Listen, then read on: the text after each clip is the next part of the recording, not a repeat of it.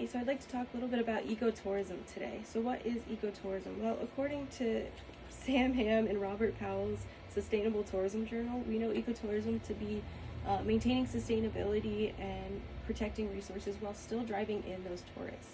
But why are the tourists important? Well, because they're going to come in and spend money, and with that money we are able to invest it back into our homes and our cities and towns.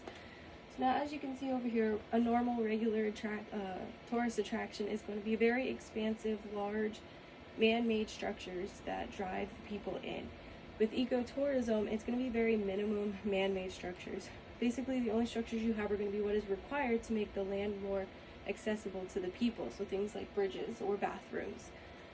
So now there's another term they like to use called greenwashing. What is it and why is it different than ecotourism? Well, greenwashing is an advertisement term, and what they do with it is you get five-star hotels or just overall nice hotels that will plant more trees or more plants in the area. So when you look out your resort window and you see all those trees, you think that this hotel is a very environmentally friendly resort. Some of them also offer maid reducing services, things like washing your personal towels less to reduce the waste of water. So although yes, it is positive in the Going Green movement, it is not ecotourism. What ecotourism is going to be your environmental reducing damage. And so like things like camping, campgrounds, you're going to have tikis, huts, cabins, things like that. Some places that you can experience it very near and close to home, you have Circle B Bar Reserve out in Lakeland, JB Starkey Park over in Newport Richey, Weeki Wachee up in Hudson, and Blowing Rocks is over on the other coast. Now this is a very small list of just places that I personally have visited recently. Now there's another place that is not on this list, and it's called Otter Springs. Otter Springs is going to be about 3 hours north.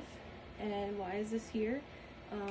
This is where I will be going for spring break. I know that we're all very excited for spring break.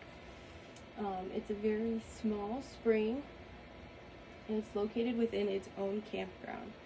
So the question is, what exactly is a spring? Well, what a spring is you're going to get an excess amount of water, maybe flooded rivers or ponds, and they're going to flow downstream to where they build up. At that point, they're going to build a bunch of pressure, and that pressure is going to make the water seep down underground, and it's going to continue to flow downstream in caves and cavities, and once again build pressure. At that point, it'll come back up to the surface. At that point, it is called a spring. So, relating it back to Otter Springs, and according to their website, they are a second magnitude spring. What that means is that it pumps 10 million gallons of water up to the surface every day. 10 million is a lot. 10 million is a lot. That spring water is pure and fresh, and most of the time we bottle it up and we make water, drinkable water with it. So one of the reasons why we should care and continue to take care of environments and exercise ecotourism is to take care of our resources and guarantee that they are going to be replenishable. Not only that, but you can see wildlife in its own natural habitat. That there is a picture from when I went kayaking and was able to see a dolphin in its own habitat. So taking care of its environment so we can continue to see them outside of their tanks and cages. And the final reason why you should care is just because it's good for overall human health. So getting out into the wilderness, they say is good for stress reducing, there it is, exercise, vitamin D, and overall happiness.